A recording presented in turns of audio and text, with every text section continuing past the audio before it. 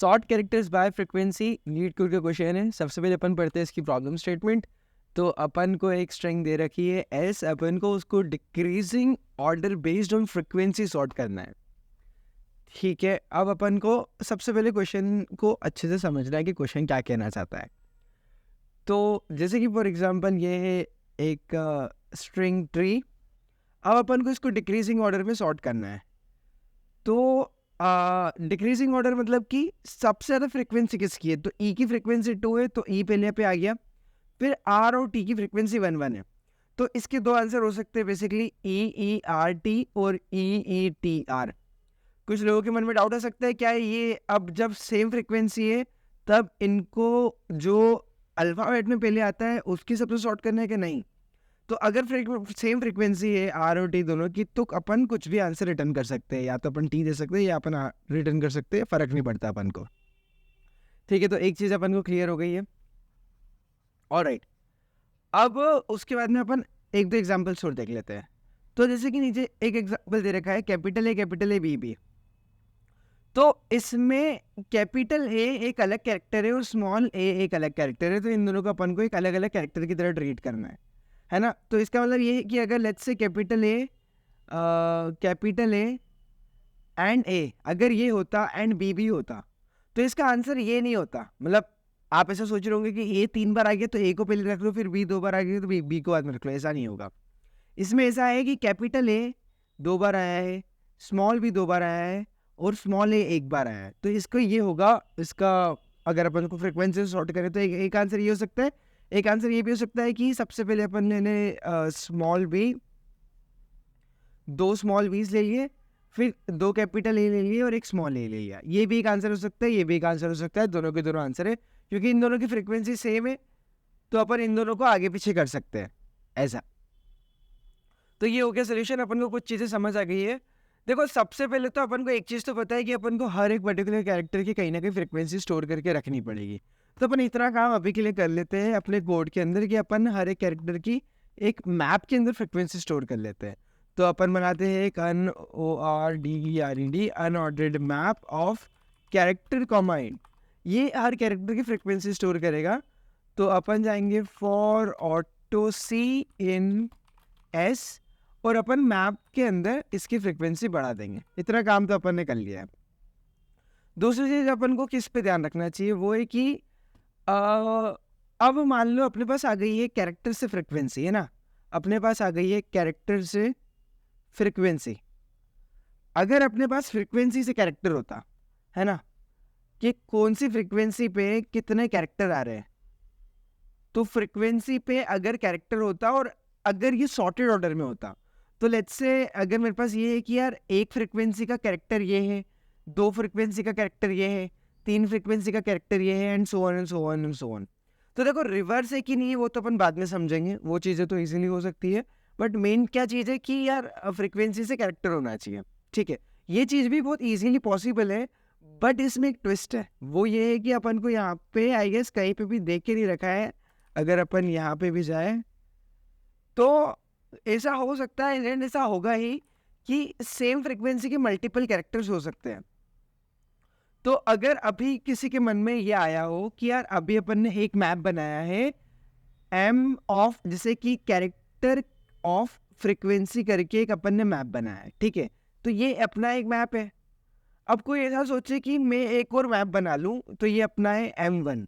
अब कोई ऐसा सोचे कि मैं एक और मैप बना लूँ फ्रीक्वेंसी टू कैरेक्टर, ताकि अगर मैं अब इस मैप को, अगर ये मैप सॉर्टेड है, लेट्स से मैं इसको उल्टे से चलूँ, रिवर्स से चलूँ, आर बिगिन से चलूँ और आगे तक आऊँ, फिर इसमें काम करो, इसका नाम दूँ M2, तो ये काम नहीं चलेगा। ऐसा क्यों? क्योंकि डिफरेंट कैरेक्टर्स की सेम फ्रीक्वेंसी हो सकती है, डिफरेंट कैरेक्टर्स की सेम फ्रीक्वेंसी हो सकती है ऐसा। बट सेम कैरेक्टर की डिफरेंट फ्रिक्वेंसी नहीं हो सकती, इसलिए ये वाला मैप है वैलिड एंड ये वाला मैप वैलिड नहीं है, क्योंकि different frequency same frequency different characters की हो सकती है ऐसा। तो इसके लिए क्या है कि यार लेट्स से कि ना मेरी 2 फ्रिक्वेंसी थी कैरेक्टर ए की, अब कैरेक्टर बी की भी सेम फ्रिक्वेंसी, तो मैं अगर अरे ऑफ कैरेक्टर्स करूँ तो मैं इस चीज़ को इजीली कर सकता हूँ। ऐसा क्यों? क्योंकि 2 फ्रिक्वेंसी ए की भी हो सकती है, 2 फ्रिक्वेंसी बी की भी हो सकती है, और ये चीज़ मैं एक अरे के अंदर स्टोर कर सकता हूँ ऐसा। तो frequency to array of characters is a valid option here. तो अब अपन ये कर लेते हैं and we will just store it. तो क्या करेंगे अपन अपन बना लेते हैं एक और मैप, इसको नाम देते हैं M1। एक और मैप बनाते हैं एंड उसको नाम देंगे अपन M2।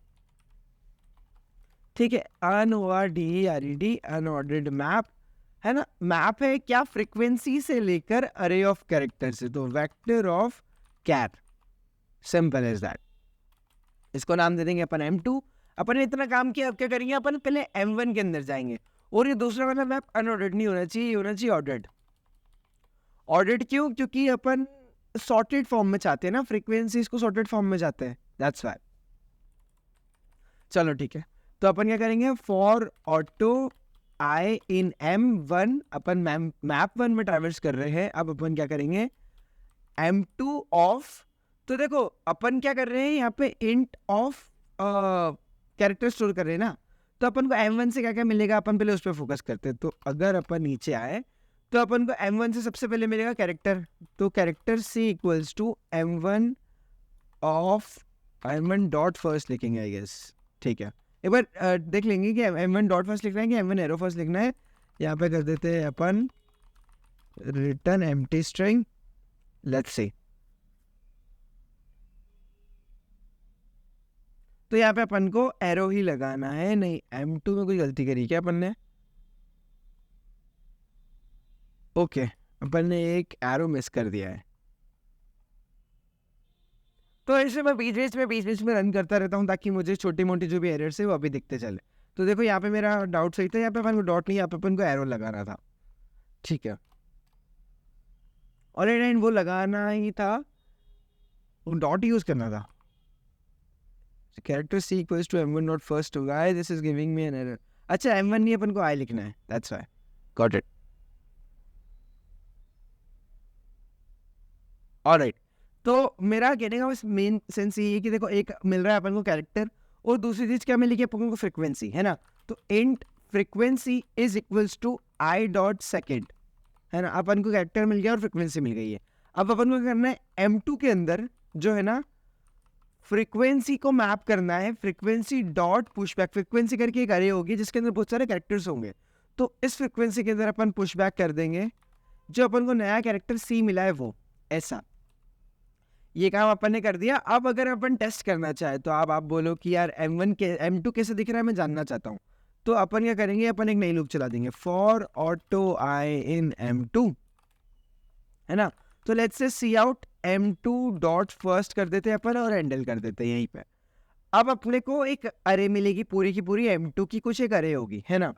अब अपन उसको प्रिंट करते हैं। तो for auto J in M2 dot second, ये है जो फ्रीक्वेंसी से कैरेक्टर की अरे है, ये वो है। अब अपन क्या करेंगे, यहाँ पे कर देंगे cout J with space and at the end एक और सी आउट एंडल के साथ एक और एंडल लगा देते हैं। अब बस टेस्ट करते हैं कि अपनी M2 अरे कैसे दिख रही है। अपन कुछ कस्टम टेस्ट केस भी लेंगे उसके लिए, और मैं बार बार M2 लिख देता हूँ, this should be I, this should be I।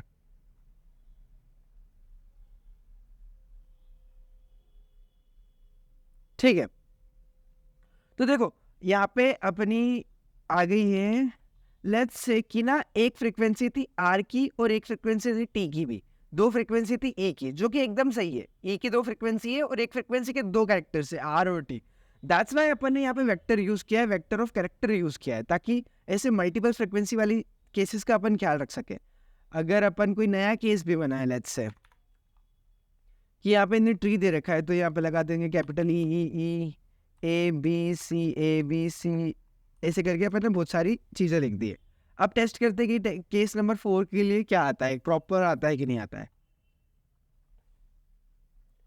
तो अपन जाएंगे केस नंबर 4 पे, वी कैन सी दैट एक फ्रीक्वेंसी पे SVRT है, दो फ्रीक्वेंसी पे CVT है। तो दो फ्रीक्वेंसी के बहुत सारे कैरेक्टर्स है, तीन फ्रीक्वेंसी के F एंड E है, एंड 6 फ्रीक्वेंसी का A कैरेक्टर है, ऐसा। तो ये इतने सारे। तो अब अपन एक काम करते हैं, इनने बोला था रिवर्स सॉर्टेड में करते हैं, अपन एक काम करते हैं, अपन सबसे पहले इसको फॉरवर्ड सॉर्टेड में कर देते हैं, मतलब कि कम से ज़्यादा, कम फ्रीक्वेंसी से ज़्यादा फ्रीक्वेंसी तक अपन इसको कर देते हैं। एक जगह पे स्टोर कर देते हैं। तो अपन क्या करते हैं, एक नई स्ट्रिंग बनाते हैं, string answer is equals to empty string. अब अपन क्या करेंगे, अब अपन को इसको स्टोर करना है, कैसे करेंगे? देखो सबसे पहले तो आए अपन को फ्रीक्वेंसी पता है, यहाँ पे अपन आए hem2 के अंदर अपन को फ्रीक्वेंसी पता है, और अपन को इस लूप के अंदर अपन को कैरेक्टर भी पता है ना। तो यहाँ पे आए अपन, ठीक है, अपन को ये चीज पता है। So what we can do is, I guess here अपन को इधर अपन एक नई स्ट्रिंग बनाते हैं, ठीक है, स्ट्रिंग ऑलराइट। तो देखो सीधी सी बात है, अपन कुछ चीजें स्टोर करके रखते हैं यहाँ पे। सबसे पहले अपने पास क्या है, अपने पास है एक कैरेक्टर इंट, अच्छा ये तो फ्रीक्वेंसी है, तो int frequency equals to I dot first, ठीक है। तो यहाँ पे अपने फ्रीक्वेंसी निकाल ली। अब यहाँ पे मिलेगा अपन को कैरेक्टर, तो कैर सी इक्वल्स टू जे, जे एक कैरेक्टर है और उसकी फ्रीक्वेंसी इतनी है। तो आई गेस तो अगर अपन लिखे स्ट्रिंग एस, है ना, एंड अपन सी कॉमा फ्रीक्वेंसी लिखे, तो ये फ्रीक्वेंसी लेंथ की सी कैरेक्टर से एक अरे इनिशियलाइज कर देगा। आई गेस मैं उल्टा लिख रहा हूँ, फ्रीक्वेंसी कॉमा सी लिखते हैं। हाँ, अपन इसको टेस्ट करते हैं, अपन सी आउट एस हैंडल करते हैं, बस this is it, let's see now. तो एस नाम सही नहीं है ऑब्वियसली, यहाँ पे अपन को कुछ और नाम देना पड़ेगा इसको। लेट्स से इसको अपन टेम्पररी स्ट्रिंग नाम देते हैं। तो मैं क्या करना चाह रहा हूँ अभी अपन को पता चल जाएगा। तो बेसिकली मैं एक स्ट्रिंग मेरा मेन गोल ये है कि मैं यहाँ पे ना एक स्ट्रिंग बनाना चाहता हूँ जिसके अंदर सिर्फ और सिर्फ कैरेक्टर सी हो और उसकी फ्रीक्वेंसी जो अपने पास है वो हो। तो अगर अपन यहाँ पे देखो, तो देखो मैं यही चीज बनाना चाहता था। अगर मैं लास्ट एग्जाम्पल पे जाऊँ, है ना, तो लास्ट एग्जाम्पल पे देखो, जैसे एस की फ्रीक्वेंसी 1 थी तो ये टेम्पररी के अंदर सिर्फ एस स्टोर है। ई की फ्रीक्वेंसी 2 थी तो टेम्पररी के अंदर 2 ई स्टोर्ड है ना। ये कैपिटल ई की फ्रीक्वेंसी 3 थी तो ये टेम्पररी के अंदर अभी 3 ई स्टोर्ड हो गए एकदम से। तो ये करके मैंने एक नई स्ट्रिंग इनिशियलाइज करी है। ये एक कंस्ट्रक्टर फंक्शन होता है स्ट्रिंग का, जिसके अंदर अगर हम फ्रीक्वेंसी और कैरेक्टर दे तो अपन को वो फ्रीक्वेंसी लेंथ की एक स्ट्रिंग लाके देगा जिसके सारे कैरेक्टर्स सी से इनिशियलाइज हो जाएंगे, ऐसा। तो ये सब चीजों के अंदर है। अब अपन क्या करते थे यहाँ पे, सिंपली ना जो अपनी आंसर थी, तो अपनी आंसर थी स्ट्रिंग का नाम answer plus equals to temp कर देंगे, और आखिरी में अपन अभी के लिए बस सी आउट आंसर हैंडल करके देख लेते हैं कि अपना आंसर आ रहा है कि नहीं आ रहा है। सब चीज़ें अपने आंसर के अंदर स्टोर हुई कि नहीं और अपना आंसर कैसा दिख रहा है। तो देखो एक और चीज़, अभी अपना जो आंसर है ना वो फॉरवर्डली सॉर्टेड है, मतलब अपन को चाहिए रिवर्स सॉर्टेड, ज़्यादा से कम, बट अपना उल्टा है। तो एक और काम कर देते हैं, अपन रिवर्स ही कर देते हैं इसको, REVERS, reverse answer dot begin comma answer dot end. अपन ने पूरी स्ट्रिंग को रिवर्स ही कर दिया, एंड एट द एंड अपन आंसर को रिटर्न कर देते हैं, ठीक है। एट द एंड अपन आंसर को रिटर्न कर देते हैं। तो देखो अपन एक एक करके अभी सब स्टेप्स को समझेंगे वापस से एक और बार। सबसे पहले अपन इतना देखते हैं, तो दिस इज वर्किंग फाइन। अपने देखो बड़े टेस्ट केस जो अपन ने कुछ भी एक बड़ी सी स्ट्रिंग बना दी उसके लिए भी वर्क कर रहे हैं। Let's submit it, and time limit की भी फिर बात करेंगे अपन। सबसे पहले अपन एक एक करके हर एक लूप के अंदर अपन क्या कर रहे हैं वो समझते हैं। ऑलराइट, ठीक है। सबसे पहली लूप के अंदर अपन ने क्या किया, एक अपन ने सबसे पहले तो अपन ने एक M1 करके मैप बनाया है जो कि क्या कर रहा है, कैरेक्टर से फ्रीक्वेंसी को स्टोर कर रहा है, ठीक है, कैरेक्टर से फ्रीक्वेंसी को स्टोर कर रहा है। फिर एक और दूसरा मैप है M2 जो कि ये फ्रीक्वेंसी से एक कैरेक्टर अरे को स्टोर कर रहा है। तो ऐसे करके ये दो अपने काफी इंपॉर्टेंट मैप है जो ही अपना सारा काम करेंगे। अब जो सबसे पहला मैप है उसको अपन ने ये वाली लूप से कर दिया इनिशियलाइज कर दिया है। उसके बाद में फिर अपन ने क्या किया, अपन ने ऑलराइट अपन ने एक और लूप चलाई है जिसके अंदर अपन M2 को इनिशियलाइज कर रहे हैं। तो इस लूप के अंदर अपन इसके अंदर लेट्स से कि we are initializing M1 and इस लूप के अंदर वी आर इनिशियलाइजिंग M2। ऐसे करके अपन ने ये दो लूप से दोनों के दोनों मैप को इनिशियलाइज कर दिया है। अपन नीचे आए, अब ये वाली लूप से निकलेगा अपना आंसर। तो यहाँ पे अपन ने क्या किया, जितनी फ्रिक्वेंसी थी वो और उस फ्रिक्वेंसी से रिलेटेड कितने कैरेक्टर्स है अपन ने उस पर चला दिया। अरे अब अपन को फ्रिक्वेंसी पता है, अपन को कैरेक्टर्स पता है, मतलब अपन को पता है कि वो कैरेक्टर कितने टाइम्स आ रहे हैं। और ये चीज़ भी सॉर्टेड ऑर्डर में है क्योंकि अपन ने दूसरे वाले मैप को मैप लिया है, अनऑर्डर्ड मैप नहीं, सॉर्टेड मैप लिया है। तो इसलिए ये क्या करेगा, कम से ज़्यादा पे चलेगा। अगर अपन चाहते तो यहाँ पे अपन रिवर्स भी चला सकते थे, है ना। एक इटरेटर होता है जो कि मैप में रिवर्स चलता है, from end to from r end, reverse end to reverse, reverse begin to reverse start, हाँ sorry, reverse begin to reverse start बोलते हैं उसको अपन, जो मैप पीछे से आगे चलता है। C++ में हर जगह अलग अलग चीज़ होती है, बट ये जो मैंने सोल्यूशन बताया है ये सब लैंग्वेजेस में जनरली वर्क करना चाहिए। वो है कि अपन आगे से पीछे चल रहे हैं, एट द एंड अपन उसको सिर्फ रिवर्स कर देंगे तो अपना आंसर आ जाएगा। इसकी टाइम कॉम्प्लेक्सिटी भी ज़्यादा नहीं है, तो इट्स फाइन, ठीक है। तो मेन चीज़ अपन ने क्या किया, ये कि अपन को फ्रिक्वेंसी पता है, अपन को कौन से कैरेक्टर की कितनी फ्रिक्वेंसी है ये पता है। अपन ने उससे एक स्ट्रिंग बना दी कि यार अगर इस कैरेक्टर की 5 लेंथ है तो एक 5 लेंथ की स्ट्रिंग बना दो जिसमें सिर्फ ये कैरेक्टर हो। ये किया, उसको अपन ने अपने आंसर में सही जगह पे ऐड कर दिया। एट द एंड अपन यहाँ पे आके देखते हैं कि अपना जो आंसर है वो सॉर्टेड जो है वो गलत सेंस में सॉर्टेड है। अगर अपन आगे डिस्क्रिप्शन में जाए, वेट अ सेकेंड, डिस्क्रिप्शन में जाए तो इन्हें बोल रखा है कि we have to sorted in कहेंगे डिक्रीजिंग ऑर्डर।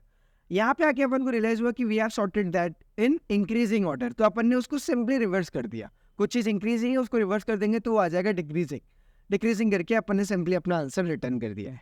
ऑलराइट, तो this was the solution in a brief. ये था बस एक सॉल्यूशन का ब्रीफ। अब अपन अगर बात करें कि इसकी टाइम कॉम्प्लेक्सिटी क्या है, तो देखो सबसे पहले ये दोनों लूप के अंदर कितने कितने टाइम कॉम्प्लेक्सिटी है, ये दोनों लूप के अंदर लगेगी स्ट्रिंग की लेंथ जितनी टाइम कॉम्प्लेक्सिटी, मतलब कि अगर अपन टाइम की बात करें तो पहली लूप की टाइम कॉम्प्लेक्सिटी हो जाएगी n, मैं स्ट्रिंग का साइज अज्यूम कर रहा हूँ कि n है। दूसरी लूप की टाइम कॉम्प्लेक्सिटी हो जाएगी n, अभी तक हो गई है n+n। तीसरी लूप की टाइम कॉम्प्लेक्सिटी कितनी है, ठीक है, तीसरी लूप के अंदर अपन एक स्ट्रिंग के अंदर जा रहे हैं और वहाँ पे मतलब in general we can say that this is also n, frequency of this loop is also n. Alright, frequency of this loop is also n, but अपन यहाँ पे m2 यूज कर रहे हैं जो कि एक ऑर्डर्ड मैप है, तो इसको उठाने के ऑपरेशंस log n हो सकते हैं।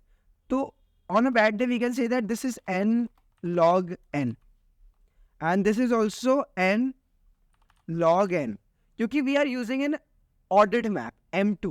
अब अगर मैं इससे कुछ भी चीज़ उठा रहा हूँ, लेट्स से मैंने यहाँ पे i.first उठाया या लेट्स से j उठाया, तो on worst day ordered map में कुछ भी चीज़ पुट करने की और इंसर्ट करने की फ्रिक्वेंसी हो सकती है n log n, या log n हो सकती है, बट अपन उसको n टाइम्स काम करें इसलिए मैंने यहाँ पे let's say n log n ले लिया।